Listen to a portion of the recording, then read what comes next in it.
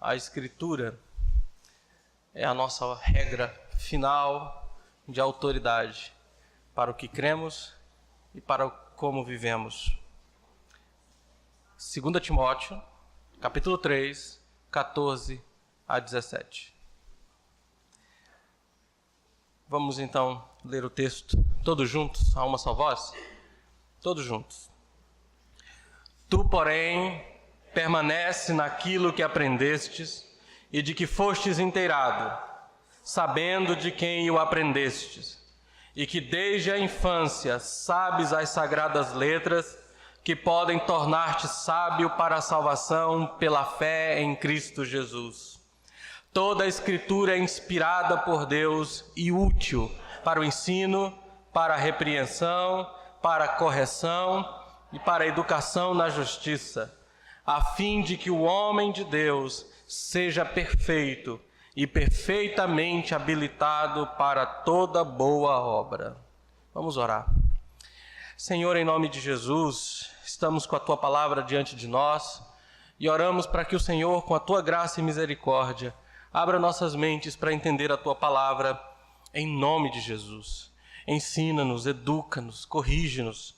Pai, nós te pedimos, para o louvor da Tua glória, instrui-nos conforme a Tua palavra. Repreende-nos se for preciso, mas rogamos que a Tua palavra seja usada para a nossa santificação, o nosso crescimento, o nosso entendimento da Tua vontade, o nosso conhecimento do Teu amor, e que nosso apego a ela aumente mais e mais. Rogamos ao Senhor esse entendimento, a compreensão e o coração aberto, para que a Tua palavra seja recebida nessa noite. Te adoramos em nome de Jesus. Amém. Certa vez um dos jovens de nossa igreja recebeu a seguinte crítica: o problema com vocês presbiterianos é que tudo para vocês tem que ser na Bíblia.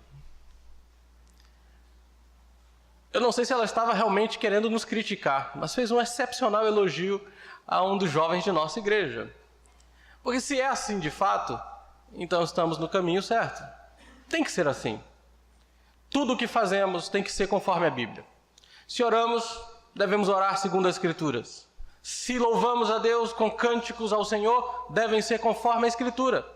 Nosso culto não foi deixado à nossa imaginação. Nós não adoramos a Deus como nós queremos, nós adoramos a Deus como Ele quer, segundo a Sua palavra.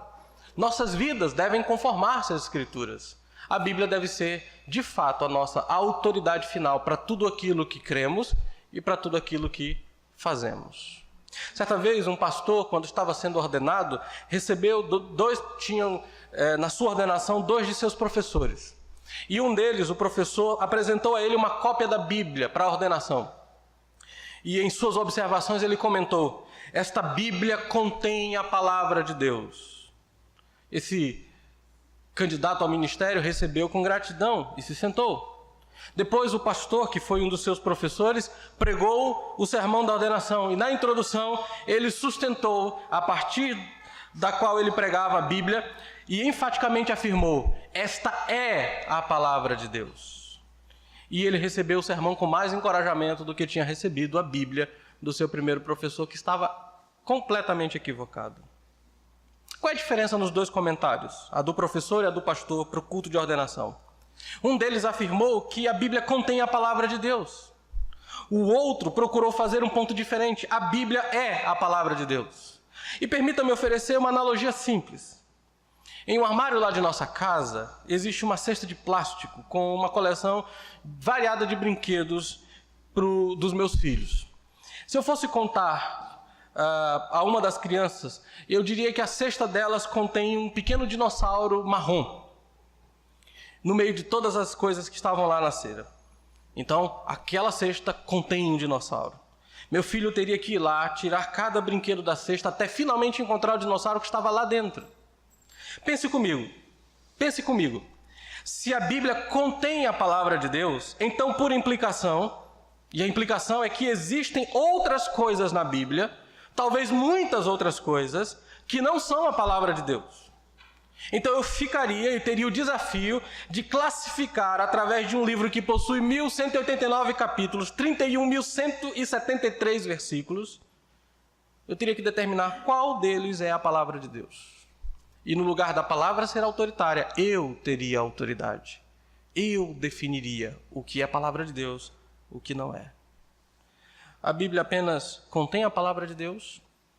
Em caso afirmativo, então, para a maioria de nós, que não possuem conhecimentos necessários para determinar qual é a palavra de Deus, a Bíblia seria uma relíquia religiosa, uma coisa antiga ou sem sentido, inútil. Mas Paulo vem e diz exatamente o contrário. Paulo não sustentou essa visão da Bíblia. Paulo não afirmou isso acerca das Escrituras. Ele juntou todas as Escrituras e disse: toda a Escritura é inspirada por Deus. Ao longo de sua epístola, ele continuou afirmando a Timóteo que esta palavra de Deus é suficiente para a vida dele, para o ministério dele. Mas isso não é apenas para ele, Timóteo, é para mim e para você. A Bíblia é a palavra de Deus que continua a ser totalmente suficiente para a vida, para a salvação e para a prática do cristão. Mas o que significa, irmãos, que a Bíblia é totalmente suficiente ou confiável? Nós vamos investigar em 2 tópicos nessa noite. Primeiro, eu quero convidar você a ficar com a Bíblia. Fique com a Escritura. E a razão para você ficar com a Escritura é que ela é a palavra de Deus. Paulo está escrevendo a Timóteo, é a segunda carta dele a Timóteo, provavelmente é a última carta que Paulo escreveu e que foi deixada para nós. São as últimas palavras de Timóteo. A intenção dele nessa carta é desafiar Timóteo a guardar o Evangelho. E como é que você guarda o Evangelho? Se eu quisesse guardar alguma coisa, eu pegaria essa coisa e colocaria dentro de um armário e trancaria o armário. Mas para Paulo, guardar o Evangelho era fazer exatamente o contrário. Era pregar, era anunciar, era disponibilizar, anunciar constantemente o Evangelho. Em outras palavras, só se guarda o Evangelho pregando o Evangelho, ensinando o Evangelho, espalhando o Evangelho, disseminando o Evangelho. Mas para que você faça isso, você precisa ter convicção de que a Bíblia é a palavra de Deus. Paulo vai dizer no capítulo 4, verso 1, verso 2, prega a palavra. Mas para pregar a palavra, ele tem que acreditar, confiar que ela é de fato de Deus e que tem a capacidade que ela tem de transformar vidas. Meu convite a você essa noite é olhar para a Escritura e perceber que ela vem de Deus e que ela é capaz de transformar as nossas vidas, levando-nos à comunhão com o Senhor. Primeiro, vamos olhar, fique com as Escrituras, veja o texto. Nos versos anteriores, Paulo disse a Timóteo que ele tinha 2 presentes especiais de Deus para ajudá-lo a saber como viver em meio a momentos desconcertantes. Do verso 10 até o verso 13, ele fala sobre isso.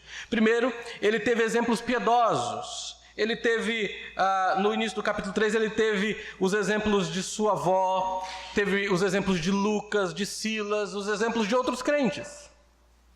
O segundo presente gracioso de Deus é a palavra de Deus que ele agora expõe em suas implicações. A ênfase nas Escrituras contrasta com os falsos ensinos, com os falsos escritos, com as filosofias erradas, com as ideologias que inundaram um número enorme de pessoas lá na cidade de Éfeso.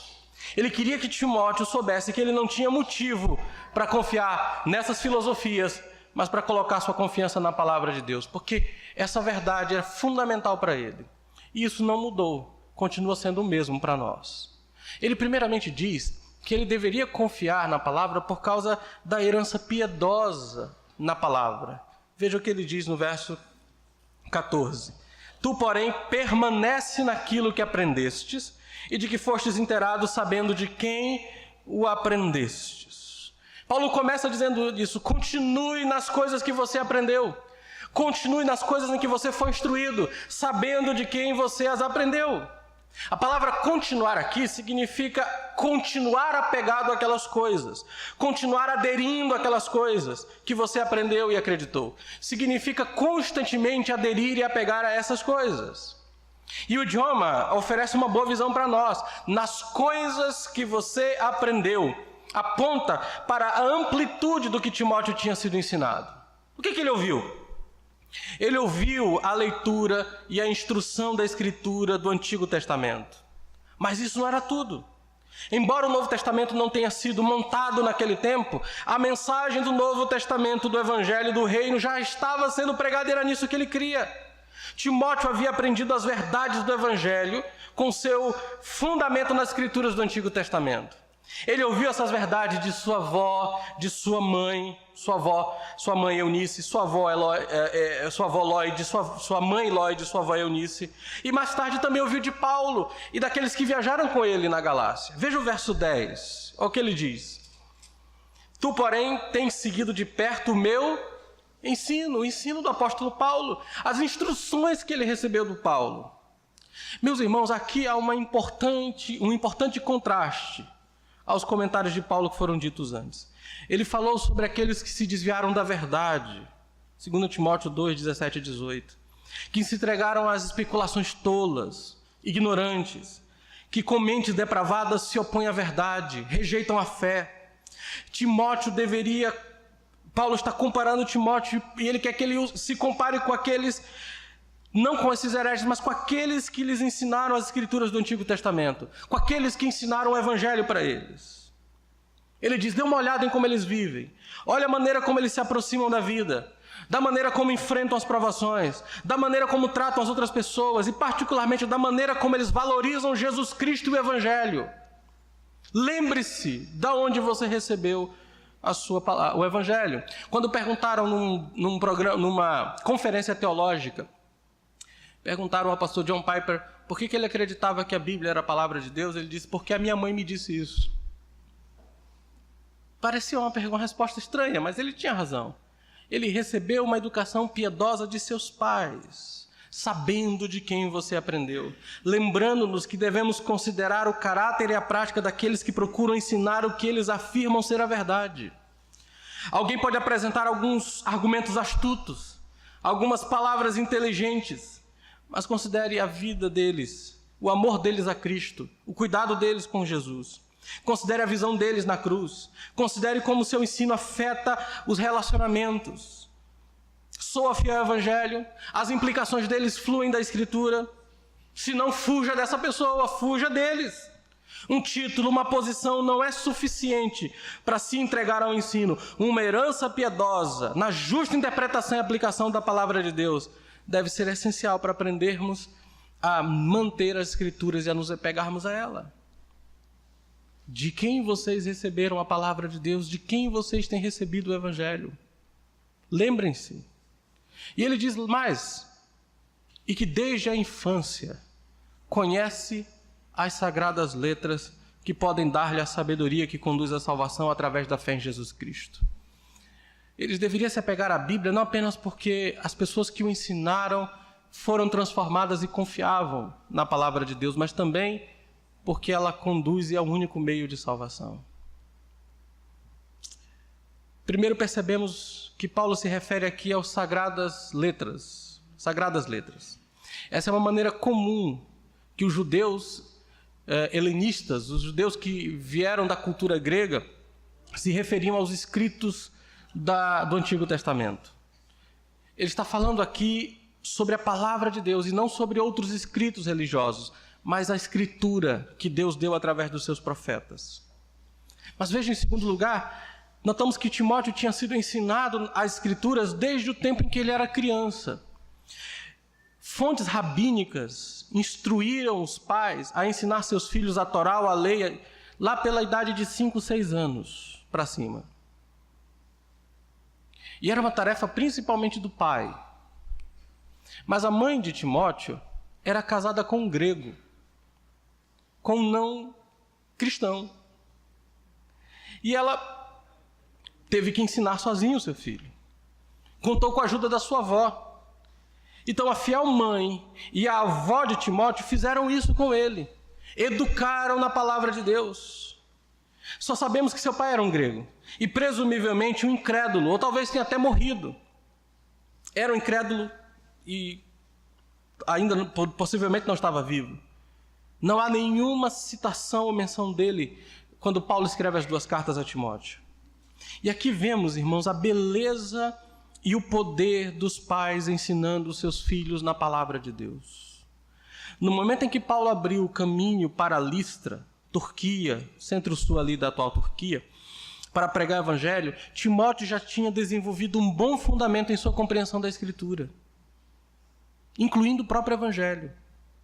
A mãe e a avó dele não se sentaram, Não esperaram pelo pai, presumindo que ele estivesse vivo, por exemplo, para que ele pudesse se tornar um crente.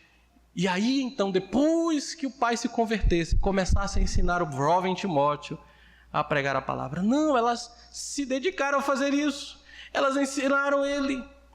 Timóteo tinha aprendido as Sagradas Escrituras desde a infância. E eu não posso passar sem um momento de aplicação importante para todos os pais e avós aqui nessa noite. Meu querido irmão e irmã, você procura ensinar seus filhos e netos na palavra de Deus. É prioridade da sua parte ensinar as Escrituras para os seus filhos. Você tem zelo com isso? Eu tenho pavor da ideia de que meus filhos cresçam e se tornem pagãos incrédulos que rejeitam a Deus e que vão passar o inferno, a eternidade no inferno. Isso me dá medo. Por isso a gente ensina a Bíblia para eles. Seus filhos podem ser bem-sucedidos nesse mundo. Podem ser brilhantes médicos, brilhantes advogados. Podem fazer coisas boas ou podem entrar na política. Não podia deixar de fazer essa piadinha, né?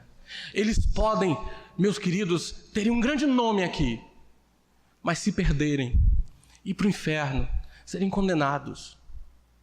Isso deveria fazer você temer. E se você é um presbiteriano, ainda cabe sobre você um juízo. Você batizou seu filho nesta igreja. Você fez uma promessa solene de ensiná-lo nas Sagradas Letras diante de Deus, não diante do pastor nem da igreja, diante de Deus. Você se comprometeu que iria ensiná-lo todos os dias, que você traria ele para a igreja, que você leria a Bíblia com ele em casa, que você o ensinaria a ler, que você ensinaria ele a vir à igreja, a temer o Senhor, a reverenciar a Deus. É seu dever, irmão. Nós estamos aqui para te ajudar, mas é seu dever. Leia a Bíblia para eles, conte histórias, fale das passagens bíblicas, leia material devocional, utilize o catecismo da nossa igreja, o breve catecismo, use com seus filhos, fale sobre o que eles estão estudando na escola dominical, pergunte o que eles ouviram da professora, pergunte o que eles ouviram na quarta-feira à noite, quando você traz eles para o culto de doutrina e oração, certifique-se de que estão na escola dominical e no nosso encontro no meio da semana, faça isso. Ajude-os a desenvolver uma visão de mundo bíblica, discuta com seus filhos os eventos da vida e relacione-os com a palavra de Deus. Sabe, mostre as coisas para ele e diga, isso aqui Deus já disse que é pecado, isso é errado, você não pode fazer isso, fuja dessas coisas.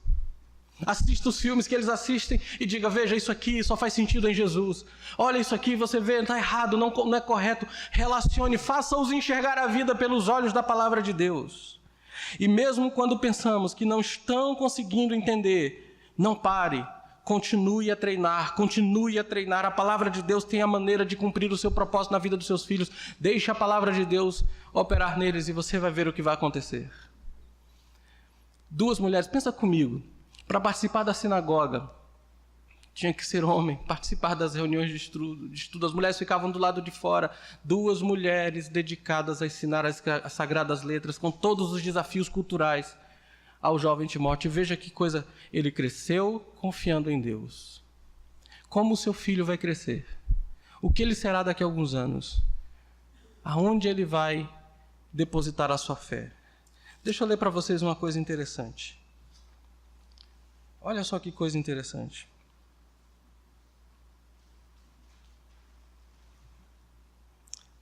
Leia o capítulo 1, verso 5.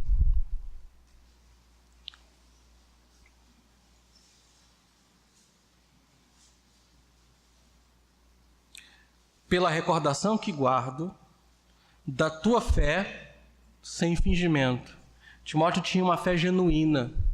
Não hipócrita, não falsa, fé verdadeira, não só de máscara, não só para fora, mas do coração. Olha o que ele diz. A mesma que primeiramente habitou em tua avó Lóide e em tua mãe Eunice, e estou certo que também em ti. Olha o legado que essas mulheres passaram. A mesma fé encontrada na avó, na mãe, agora encontrada em Timóteo. E os seus filhos? Em terceiro lugar, vemos que a Escritura é a única fonte de sabedoria, meus irmãos, salvadora. Os falsos mestres em Éfeso exigiam ou exibiam as suas ideias entre aqueles da igreja, mas claramente eles relembravam a sabedoria mundana. Eles confiavam em genealogias, confiavam na lei, em vez das boas novas do Senhor que foi crucificado na cruz. Você pode ter certeza que está desenvolvendo uma compreensão correta de todo o ensino da Escritura quando ela conduz à salvação através da fé em Jesus Cristo. As Escrituras do Antigo e do Novo Testamento apontam para Jesus como o único meio de salvação. Por exemplo, Isaías diz no 45, verso 22, virem-se para mim e sejam salvos todos os confins da terra, porque eu sou Deus e não há outro. A mesma verdade é repetida, de certo modo, por Pedro em Atos capítulo 4, verso 12. Não há salvação em ninguém mais, porque não há outro nome sob o céu que tenha sido dado entre os homens, pelo qual devamos ser salvos. Note-se que apenas saber sobre as Escrituras não livra ninguém. A sabedoria salvadora na Escritura leva a salvação através da fé em Jesus Cristo. A palavra de Deus leva você a confiar em Jesus para salvar você de seus pecados, para salvar você do juízo de Deus. Alguns erraram apenas nesse ponto. Eles têm muito conhecimento da Escritura, mas não conseguiram ver a sabedoria salvadora que leva à fé em Jesus. E aqui tem um ponto importante. Deus se revela através da criação. Os céus proclamam a glória de Deus e o firmamento anuncia as obras de suas mãos. Deus se revela também através da história, vemos o seu governo na história. Mas o único meio de conhecer Deus salvadoramente é através das Escrituras. É impossível conhecê-lo de um modo que leva à salvação sem a palavra de Deus. Paulo enfatiza que um processo pelo qual a palavra de Deus está apresentando e atuando em nossas vidas, levando-nos à fé. Ele diz, a palavra é capaz de lhes dar sabedoria que leva à salvação. Existe um poder inerente na Bíblia, irmãos. Nunca desespere de mergulhar mergulhar a palavra de Deus na vida dos seus filhos, na vida de seus netos, na sua própria vida, nos seus amigos, nos seus colegas de trabalho. Não se desespere nem desista de fazer isso. Paulo reiterou o processo nessa epístola o tempo inteiro. Por que nós viajamos quilômetros para tentar conversar com pessoas cujo idioma nós não falamos, para envolvê-los o suficiente e lhe dar uma cópia da Bíblia no próprio idioma? Porque nós acreditamos que a palavra pode dar sabedoria que conduz à salvação através de Jesus Cristo. Portanto, não desista, seja com seu filho, seja com um muçulmano, seja com um animista, seja com um colega do trabalho religioso ou incrédulo, seja com um ateu, seja com um esquerdista, eleitor do PT, não tenha medo, pregue, insista, continue, fale. A palavra ela é poderosa, ela é capaz. É por isso que nós pregamos, é por isso que nós testemunhamos, é por isso que nós ensinamos. Não tenha medo, confronte-os com o seu pecado. Não tenha medo de dizer para o seu amigo que o que ele faz é pecado e que Deus perdoa pecadores. Não tenha receio de fazer isso. Use a Escritura, ensine as Escrituras. A palavra é poderosa, é por isso que pregamos. É por isso que nós distribuímos folhetos. Nós oferecemos porções das Escrituras, damos Bíblia para as pessoas. É por causa disso. Ela é poderosa para conduzir à salvação e só há conhecimento salvador de Deus através da Bíblia. O pastor John MacArthur, no livro Nossa Suficiência em Cristo, um livro excelente que todos deveriam ler, ele conta a história de um médico que chegou ao seu gabinete e disse, pastor, eu preciso conversar com o senhor. E ele disse, eu estou aflito. Tenho participado dos cultos de sua igreja e tenho estado profundamente quebrantado, meu coração está me acusando. E eu preciso da sua ajuda. O pastor então pediu que ele falasse, ele disse, é o seguinte, eu sou médico. E eu ganho muito dinheiro, eu estou rico. Mas eu tenho ganho muito dinheiro fazendo abortos. E eu sei que isso é errado. As mulheres que vão na nossa clínica para abortar, nós a fazemos abortar. As que vão para não abortar, nós as convencemos de fazer um aborto. E eu enriqueci fazendo isso. Mas não é só isso, não. Para piorar, eu tenho sonegado imposto. Já há muito tempo não pago corretamente meus impostos e a qualquer momento a Receita vai me pegar. Para piorar, eu abandonei minha esposa. Eu a traí com uma secretária e a mulher com quem eu estou agora nem é a secretária com quem eu traí, é uma outra mulher. Eu preciso da sua ajuda. Pastor MacArthur diz, eu não tenho como lhe ajudar. Eu sinto muito. Mas eu sei de alguém que pode ajudar você. Jesus Cristo pode ajudar você. Ele diz, esse é outro problema, eu sou judeu. E desde criança eu fui ensinado a odiar Jesus. A achar e considerá-lo um falso Messias. Então eu não sei como é que isso me ajudaria. Ele disse, pois eu não tenho outro jeito. Faça o seguinte, pegou um exemplar da Bíblia e disse a ele, vá para casa, volte daqui a algumas semanas, leia o Evangelho de João. Mostrou a ele onde ficava, deu a Bíblia e mandou ele embora. Quando o pastor MacArthur comentou isso com outros pastores, alguns pastores disseram, só a Bíblia? Por que você não deu um folheto, um guia de estudo, alguma coisa, um livrinho para ajudá-lo? E ele disse, eu dei só a Bíblia porque acredito que se a Bíblia não puder ajudá-lo, nada mais vai ajudá-lo. Semanas depois, o médico volta. E ele entra no gabinete e o MacArthur diz, e aí, agora você sabe quem é Jesus? Ah, eu sei. Jesus é o Filho de Deus. Porque ninguém diz as coisas que ele diz e faz as coisas que ele fez se ele não for o Filho de Deus. E tem mais, pastor, ele morreu pelos meus pecados. Como é que você sabe disso? Ele disse, que eu fiquei tão empolgado com o Evangelho de João que eu li toda a carta de Romanos. E agora o homem estava convertido. A palavra de Deus é poderosa, queridos. Ela tem poder para salvar pessoas. Só a Bíblia, somente a Escritura, ela é suficiente para conduzir pessoas à salvação. Hoje em dia, muitos têm substituído a Bíblia por outras coisas. Na Idade Média, quando os reformadores surgiam, colocavam a autoridade da Escritura em pé de igualdade com a autoridade da Igreja, os editos papais, a tradição da Igreja. Quando você coloca alguma coisa no mesmo nível da Bíblia, você tirou a autoridade dela. Hoje em dia é a palavra de um apóstolo, falso apóstolo, palavras de bispo, uma nova visão que se coloca acima das Escrituras, às vezes colocada em pé de igualdade da Bíblia. Toda vez que você ouve mais alguma coisa que não é Escritura, você não confia na autoridade dela e no poder que ela tem para salvar pessoas. Por que pregamos a Escritura expositivamente aqui? Por que insistimos nisso? Porque gostamos do método? Não, é porque cremos no poder da Escritura. Cremos que a Bíblia é poderosa para salvar vidas. E quanto pregamos, Deus salva pessoas. Essa é a nossa convicção. Por isso, fique com a Escritura.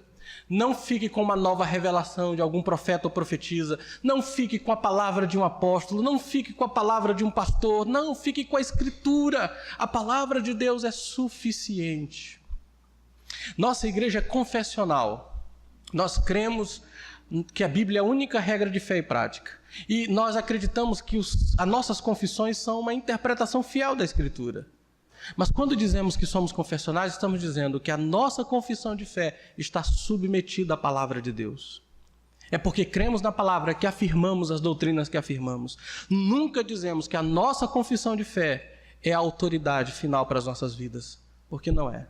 É apenas a palavra de Deus, é apenas as Escrituras, apenas a palavra do Senhor. Fique com a Escritura. Fique com ela, confie nela, apegue-se a ela.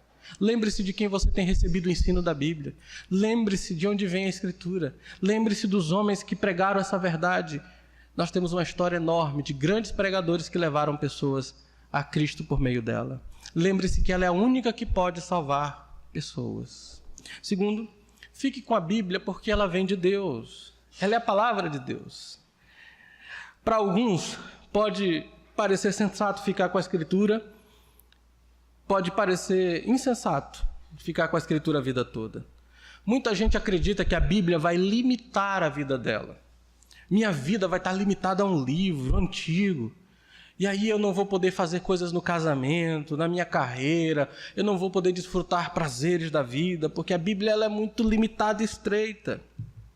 Eles dizem, nós temos um horizonte muito amplo, eu quero ir para muitas coisas, fazer muitas coisas. Por algum motivo, pensam que a Bíblia vai esmagar o sonho dessas pessoas. Se a Bíblia fosse apenas um livro religioso, como o livro dos Mormons, o Alcorão, o Vedas do hinduísmo, então eu concordaria com você. Seria pura loucura limitar sua vida ao ensino da Bíblia, se a Bíblia for apenas um livro puramente religioso, que flui da mente de homens religiosos. Mas a Bíblia não é um livro puramente religioso. Ela foi dada exclusivamente por Deus, o Criador, para revelar-se e revelar o seu propósito para nós. Então seria loucura limitar as nossas vidas ao excluir a palavra de Deus das nossas vidas. Você está limitando a sua vida ao excluir a Bíblia dela, porque ela vem de Deus. Veja o que diz o texto. A origem da palavra de Deus. Verso 16. Toda a Escritura é inspirada por Deus e é proveitosa para ensinar, repreender, corrigir e treinar na justiça. Esses versículos frequentemente citados para nos lembrar que a Bíblia não é como qualquer outro livro, não apenas por causa do seu conteúdo, mas por causa da sua origem. A mensagem traduz assim: toda parte da Escritura é inspirada por Deus. Há uma versão americana que eu gosto muito aí, as diz assim: toda a Escritura é inspirada por Deus. A NVI diz: toda a Escritura é inspirada por Deus. John Stott, explicando esse texto, explica que o verbo inspirado vem de uma palavra que deveria ser melhor traduzida como expiração. Expirar, em vez da maneira que consideramos a palavra inspiração. Ele diz: a Escritura não deve ser pensada como já existente, quando posteriormente Deus respirou nela, mas como trazida à existência pela respiração ou pelo Espírito de Deus. Esse é o ponto. No entanto, essa expiração por Deus não eclipsou, não destruiu as personalidades humanas que Deus usou para trazer a Bíblia. Em vez disso, John Stott continua dizendo: ele se originou na mente de Deus e foi comunicada da boca de Deus pela respiração ou pelo Espírito de Deus através dos homens que Deus separou. A palavra veio dele. Ele expôs para os autores humanos que, com pesquisas em alguns casos, com variados antecedentes educacionais, com diferentes níveis de habilidade literária, com personalidades singulares, o Senhor exalou a palavra, supervisionou para que possamos dizer com certeza: a Bíblia é a palavra de Deus. Embora a ênfase de Paulo nesse texto seja sobre a fonte da palavra e não a maneira de inspiração, é importante para nós reconhecermos a Bíblia como um livro divino com autores humanos. Nenhuma personalidade foi ignorada quando Deus deu sua palavra. É por isso que você pode ler, por exemplo, Marcos e ver frases repetidas como imediatamente, logo após, e perceber a personalidade e a inclinação em todas as páginas do evangelho dele. E, no entanto, Deus estava por trás dele, gerando e conduzindo ele a escrever a sua palavra. Deus soprou a palavra para que Marcos escrevesse a própria palavra de Deus. A mesma coisa com Pedro, com Tiago, com Isaías, com Jeremias. Homens de Deus, movidos pelo Espírito de Deus, trouxeram para nós a palavra de Deus. Nenhuma porção da palavra excluída. Veja que ele diz: toda a Escritura é inspirada por Deus. Cada história, cada sentença, cada palavra, tudo, sem exceção, vem de Deus. Não precisamos olhar para ela e para encontrar porções que contêm a palavra de Deus. Não, tudo o que você tem é a palavra de Deus. Desde a primeira palavra, no princípio, até a última palavra que você encontra no livro de Apocalipse. Quando você vê encerrando a palavra lá, todos, do princípio ao fim, tudo que você tem aí é a palavra de Deus. Vem de Deus. Não é um livro qualquer, queridos. Por isso você não pode discordar dele. Você não pode dizer: tem uma opinião diferente da Bíblia, porque você está discordando do próprio Deus. Por isso você não pode dizer que isso aqui não tem autoridade sobre você. Porque você estaria se rebelando contra o próprio Deus. Rejeitar a palavra de Deus é rejeitar o próprio Deus. Por isso você não pode mesclar isso aqui com outra coisa. Você não pode tirar coisas da Bíblia. Você não pode colocar coisas nela. Você não pode nem acrescentar, nem retirar. Ela veio de Deus, ela completa vem de Deus. Você não pode fazer isso, mutilar as Escrituras. Você não pode, para a sua própria vida, dizer: nisso aqui eu creio, isso aqui eu sigo, isso aqui eu não sigo, isso aqui eu não creio, isso aqui eu não sigo. Não pode fazer isso. Você tem que receber a Escritura completa e total, como autoritativa sobre a sua vida, porque ela vem de Deus, ela é a palavra de Deus. Você crê nisso, querido? Você crê que esse livro que está nas suas mãos é a palavra de Deus? Inspirada por Deus? Dada por Deus a você? E quando você lê a Escritura, você descobre que a palavra de Deus, toda vez que Deus fala, ela opera a vida. Ela executa seu propósito. Ela faz o que Ele quer.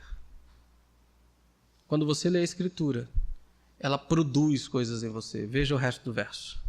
A palavra de Deus, ela é útil. Toda a Escritura é inspirada e útil. A Bíblia não é um livro sobre teoria religiosa. É um livro mais prático que já foi escrito porque toca todos os aspectos da vida e da eternidade. Ao ser inspirado, também é útil, lucrativa. Essa palavra significa que a Bíblia contrasta com o conjunto dos escritos religiosos que nunca podem chegar a levar você ao conhecimento de Deus ou ajudá-lo a viver como um discípulo de Jesus. Ela é útil. Nunca desperdiçamos tempo ou esforço na leitura, estudando, meditando, memorizando ou aplicando a Bíblia para nós. Ela é útil. João Calvino observa a ênfase na utilidade da palavra, apontando que é um abuso pecaminoso da Escritura quando esta utilidade não é procurada por nós. Em outras palavras, se nós simplesmente usamos a Bíblia como uma boa literatura, como um meio para martelar as crenças de alguém, ou um ponto de discussão constante, para debate constante, nós estamos fazendo mau uso da Escritura. A palavra de Deus deve ser aplicada de forma útil em nossas vidas, para que vivamos como discípulos de Jesus Cristo. E como tal, a Bíblia é sempre vantajosa, é sempre útil, benéfica, à medida em que investimos na compreensão e na aplicação para a nossa vida. Mas quais são, queridos, as áreas lucrativas em que a Bíblia produz? A Bíblia não nos diz nada sobre, por exemplo, como trocar o pneu do carro logo pela manhã, ou como fazer um bolo. Não tem isso lá. Portanto, não deve ser torcida e mal utilizada para se adequar a qualquer propósito que possamos ter. Sua utilidade é encontrada em áreas específicas, projetadas por Deus, que nós vemos aqui no texto. Primeiro, ele usa várias frases. Veja o que ele diz. Ela é útil para o ensino, para a instrução. Pode ser traduzido como doutrina, doutrinária. Lembra-nos que a Bíblia sozinha é o fundamento para a compreensão cristã de Deus, do homem, da salvação, da eternidade, da igreja, da divindade, de tudo relacionado para a fé cristã. Embora valorizemos confissões, e nós somos confessionais, credos, catecismos, como compêndios da verdade da Escritura, em última análise, queridos, o valor desses credos reside na forma como refletem o ensino da Escritura. É a Bíblia que é suficiente para nós, para nos ensinar a verdade, a doutrina, o ensino correto sobre Deus, o mundo, pecado, sobre salvação. Ela é útil para repreensão, ou correção, convicção ou provação expressa. Esse termo implica em refutar um erro doutrinário, ou a repreensão de um pecado, de uma crença equivocada. Exprime uma forte desaprovação para fazer correções doutrinárias.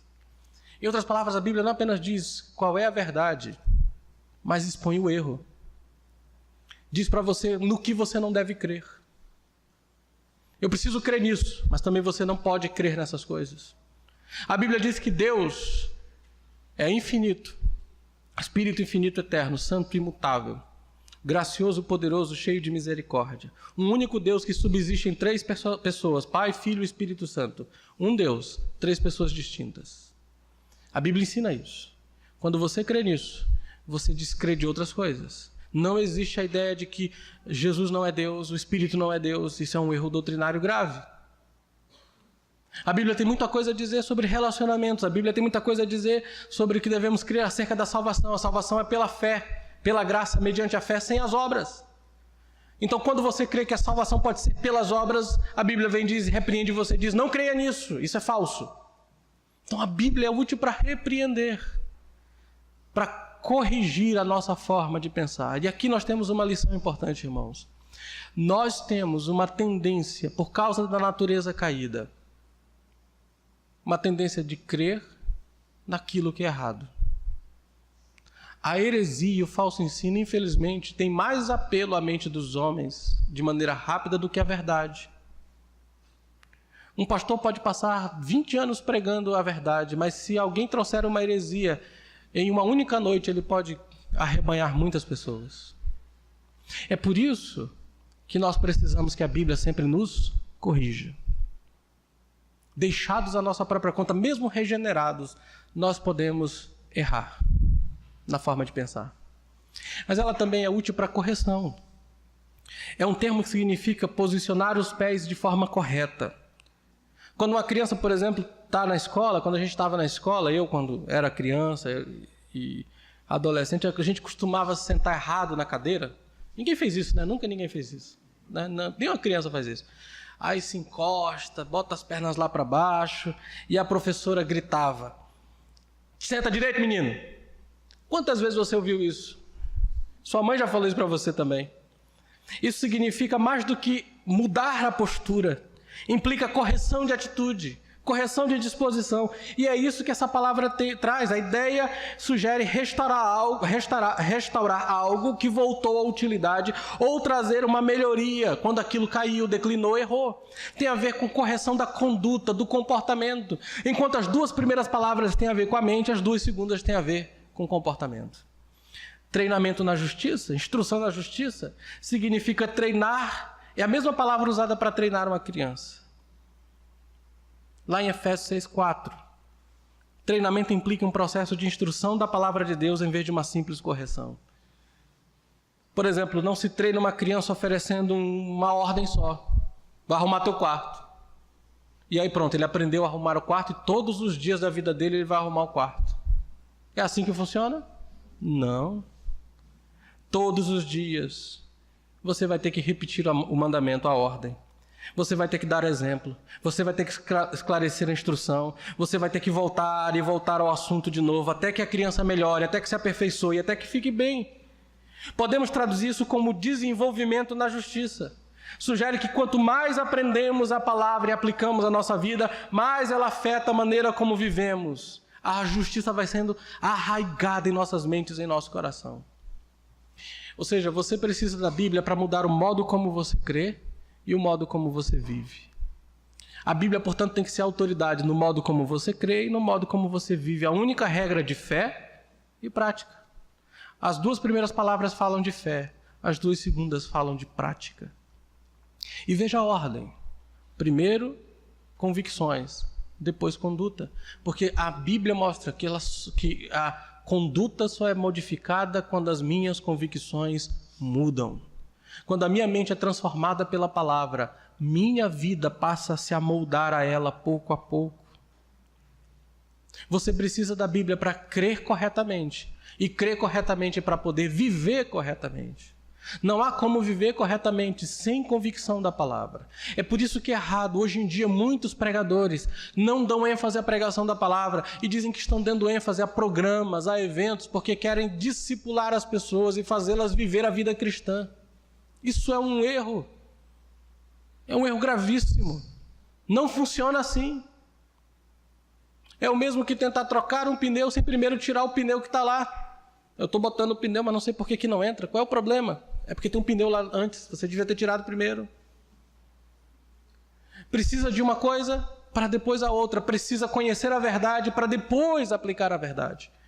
A verdade precisa controlar a sua mente para depois você conseguir vivê-la. Por isso você precisa ser ensinado e precisa ser repreendido. Precisa fazer isso para que você possa ser corrigido e treinado. E veja, treinar na justiça implica em uma vida constante de instrução e educação na palavra todos os dias, a cada momento. Meu querido, então, investir nosso tempo e energia na palavra de Deus será rentável para ensinar a verdade, para corrigir erros doutrinários, para corrigir comportamentos, para restaurar a utilidade de alguém, para desenvolver essa pessoa através do processo da educação, para que a vida dela seja igual ao nosso Senhor. Então você tem que ler as Escrituras. Quando a gente desafia você a ler a Bíblia o ano inteiro, todos os anos, não é apenas para você marcar um pontinho na sua tarefa como crente. É para que possamos nos alimentar da palavra, que é útil, e ao fazê-lo, nos conformar mais à imagem de Jesus. Você precisa da palavra de Deus. Alimente-se dela. Ela vai transformar você. O pastor Phil Newton, um pastor batista norte-americano, deu o seguinte testemunho. Quando eu olho para os meus 40 anos e mais como seguidor de Jesus Cristo, a disciplina mais importante que Deus me permitiu praticar é a leitura e o estudo da Escritura, para que eu possa mergulhar na minha vida. Alguns dos versos que eu memorizei quando adolescente ainda ficam na minha mente até hoje.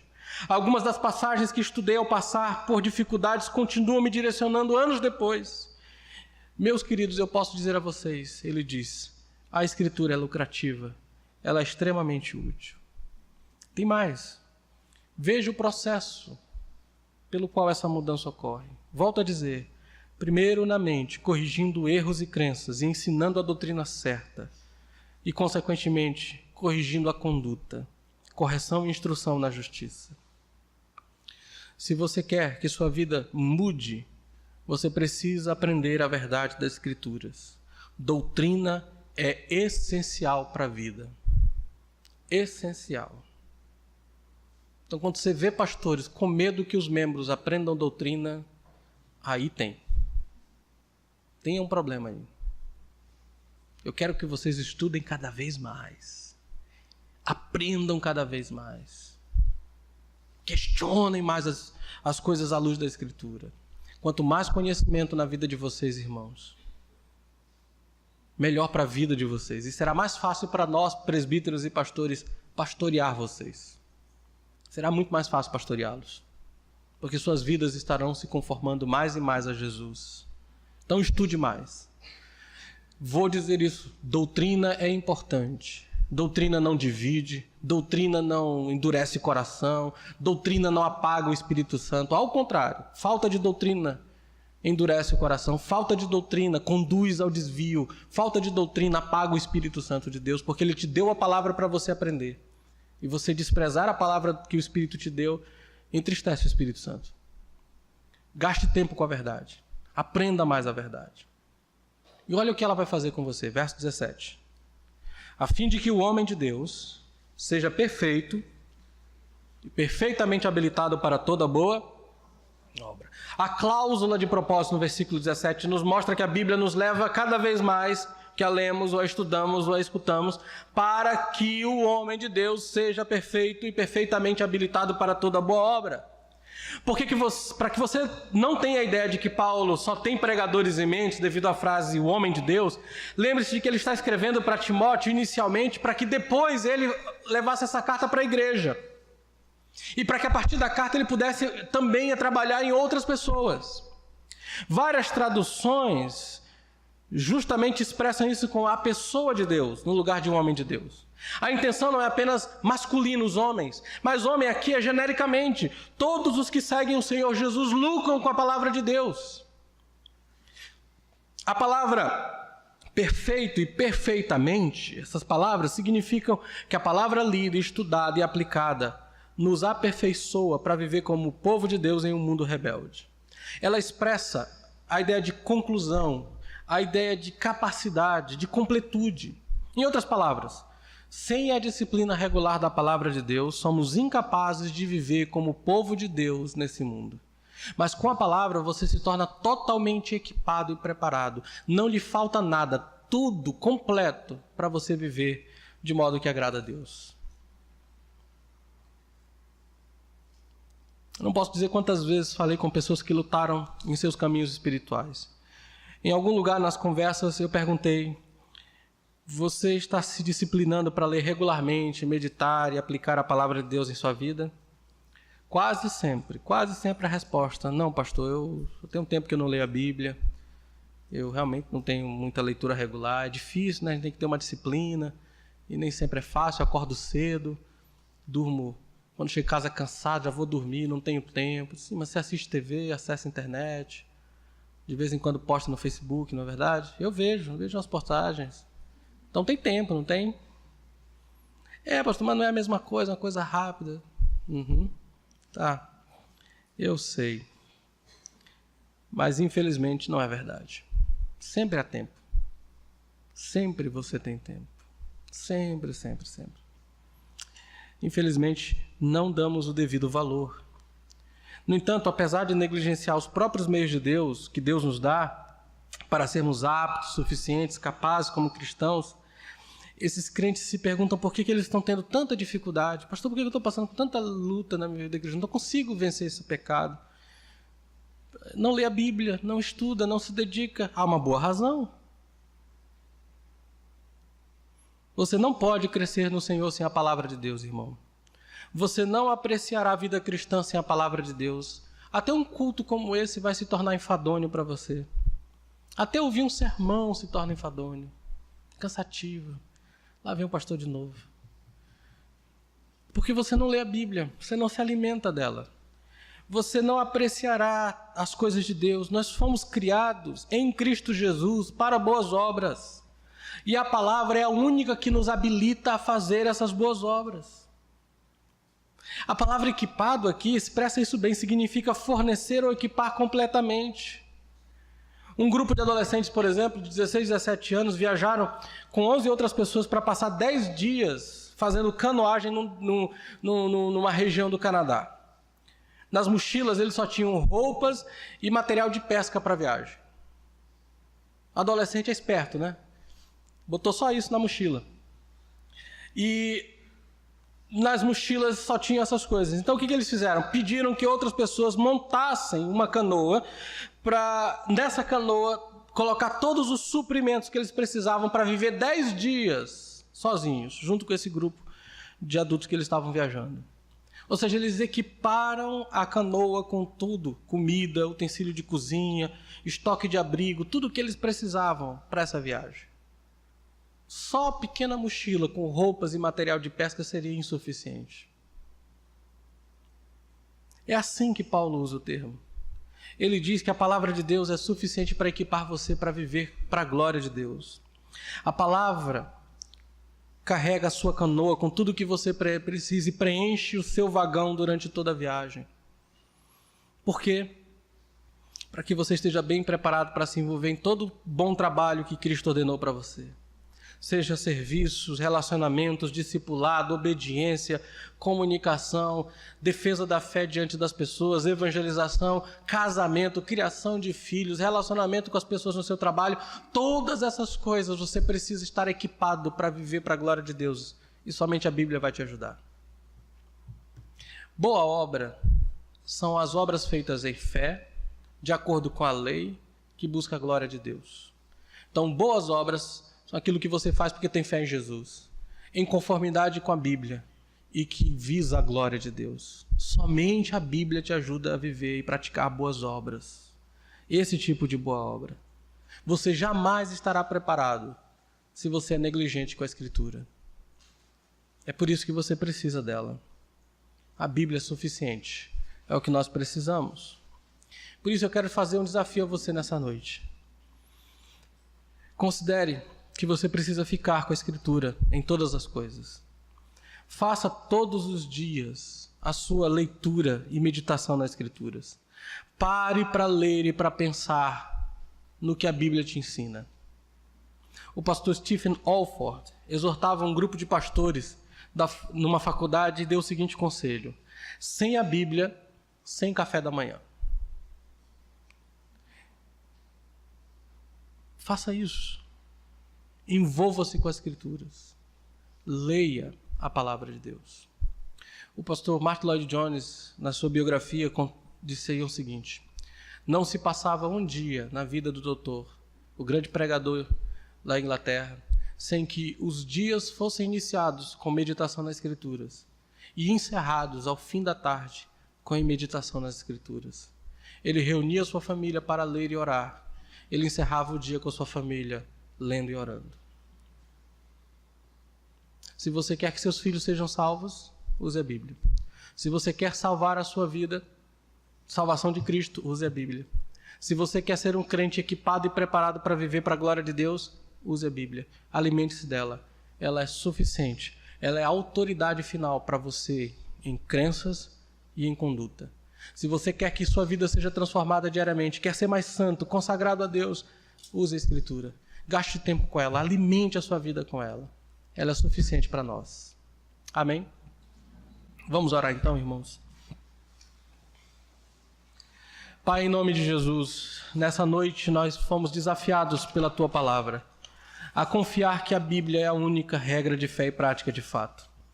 Fomos desafiados, ó Deus, a confiar na suficiência da Escritura, sabendo que somente por meio dela podemos Te conhecer de maneira salvadora. Ajuda-nos, ó Pai, a buscarmos, a viver em fidelidade ao Senhor, lendo, meditando, orando, conforme a Tua palavra. Usa a Tua palavra para salvar nossos filhos. Usa a Tua palavra para salvar as pessoas com quem compartilhamos o Evangelho. Usa a Tua palavra para nos santificar e nos preparar para toda boa obra. Ajuda-nos, santifica-nos.